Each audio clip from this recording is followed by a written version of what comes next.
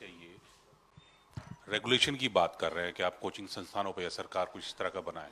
आपकी राय क्या है, क्योंकि आप तो खुद एक अच्छे छात्र नेता रहे हैं और आप सक्रिय राजनीति में, तो आपकी अपनी राय है कि कैसे इस पूरे जो आप जिसे कह रहे हैं कि बाजार बन गया है, इस पर रोक लगेगी, क्या करे सरकार?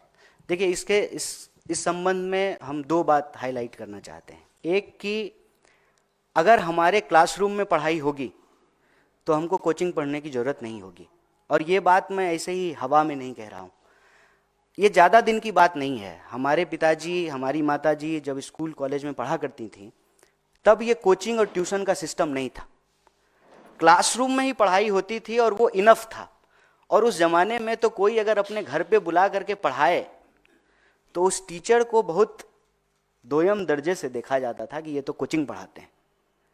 तो किसी पेशा की जो सेंसिटिविटी है, जो उसकी सेंटिटी है, उसको जब हम रिड्यूस कर देते हैं, और ये रिड्यूस कब होता है? जब आप एजुकेशन एक बेहतर नागरिक बनाने की बजाय जॉम्बी बनाने के लिए देना चाहते हैं, एक रेस में जो है लोगों को शामिल कराने के लिए एजुकेशन देना चाहते हैं। और उस रेस का ही नतीजा है कि पहले जो है उसको अंक लाने का, मतलब जब से उसका जीवन शुरू होगा तो उसके ऊपर एक एंजाइटी होगी, दबाव होगा कि उसको अच्छा अंक लाना है। और अंक लाने के रेस से जब वो बाहर निकलता है तो फिर वो सैलरी का जीरो गिनना शुरू करता है। और पहले अंक लाने की एंजाइटी, फिर ईएमआई भरने की एंजाइटी। तो एजुकेशन का तात्पर्य सिर्फ और सिर्फ मुनाफा कमाना नहीं है, एक बेहतर इंसान भी बनाना है। आज हमारे देश के नॉलेज इंडस्ट्री का बुरा हाल इसलिए है कि हम इसको मार्केट फोर्स से देखते हैं। हम ये देखते हैं कि किस संस्थान से पढ़ने के बाद कितना पैकेज मिलता है। तो सबसे पहले तो ये नैरेटिव बदलना जरूरी है। और ये नैरेटिव बदलने के लिए सरकार का जो प्रचार का तरीका है उसको संवेदनशीलता से लेते हुए उसको बदलना चाहिए। हर जगह देखिए ना कि आपको एक डेटा और नंबर फेंका जाता है।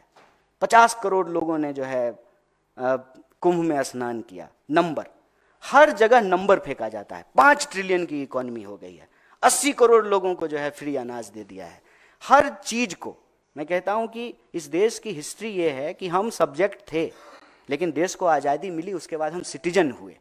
आज उस सिटीजन को नंबर में रिड्यूस किया जा रहा है। सरकार अपने नागरिकों को, अपने विद्यार्थियों को, नौजवानों को नंबर में रिड्यूस नहीं करे। नंबर सिर्फ हमारा जो है आइडेंटिटी नहीं है, हम एक इंसान हैं। नंबर से बियॉन्ड हमारी आइडेंटिटी है। और इस बात को संवेदनशीलता से सरकार को अलग अलग माध्यमों से, अपने मंचों से, और जो जो संवैधानिक पदों पे बैठे हुए लोग हैं उनको कहने और बोलने की जरूरत है। अगर हम कहते हैं कि लोकतंत्र की सर्वोच्च संस्था संसद है, तो संसद के पटल पर इस बात को उठाया और बोला जाना चाहिए ताकि समाज को एक मैसेज मिले। और दूसरा कि रेगुलेशन का जहाँ तक बात है, पहले तो आप अपने संस्थानों को बेहतर कीजिए ताकि जो है लोगों को बाहर कोचिंग या इन जैसी चीज़ों या इन जगहों पे एक्सप्लॉइट होने की ज़रूरत नहीं पड़े। उसके बाद जो है, अगर फिर भी, क्योंकि लोगों का चॉइस है, कोई अगर सरकारी अस्पताल में इलाज कराना चाहते हैं या कोई प्राइवेट अस्पताल में इलाज कराना चाहते हैं, कोई सरकारी स्कूल में पढ़ना चाहता है, कोई प्राइवेट स्कूल में पढ़ना चाहता है, आप उसके इस आज़ादी को नहीं छीन सकते हैं। लेकिन जैसे सरकारी संस्थानों के लिए रेगुलेशन है, उसके लिए कोई ना कोई अकाउंटेबल होता है, वैसे ही निजी संस्थानों के लिए भी कोई ना कोई अकाउंटेबल हो। जो कंपनी है उस कंपनी का कोई तो मालिक होगा, कोई तो सीईओ होगा। जो उसके तमाम जो अलग अलग ब्रांचेज खोले गए हैं उसका भी कोई ना कोई डायरेक्टर होगा।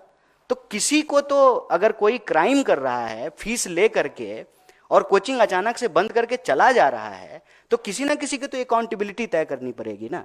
जिसके नाम से उनको कोचिंग खोलने का परमिशन दिया गया है, जिस जगह पे एनओसी लेकर के वो कोचिंग खोली गई है, उसके जो उत्तरदायी लोग हैं फिर उनको पकड़ा जाए कि अगर विद्यार्थियों का पैसा वसूल करके आप अचानक से जो है कोचिंग बंद करके गायब हो जाएंगे। और ये सिर्फ फिटजी का मामला नहीं है, अभी आप देखिए कि दूसरे कोचिंग संस्थान भी पैसा वसूल लिए हैं, स्टूडेंट से पैसा ले लिए हैं और अचानक से बंद करके चले गए।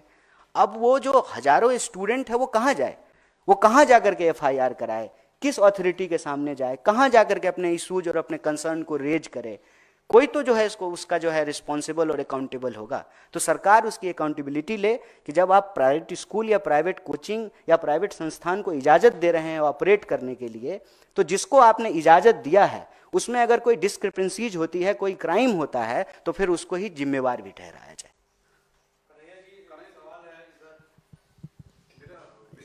कन्हैया जी,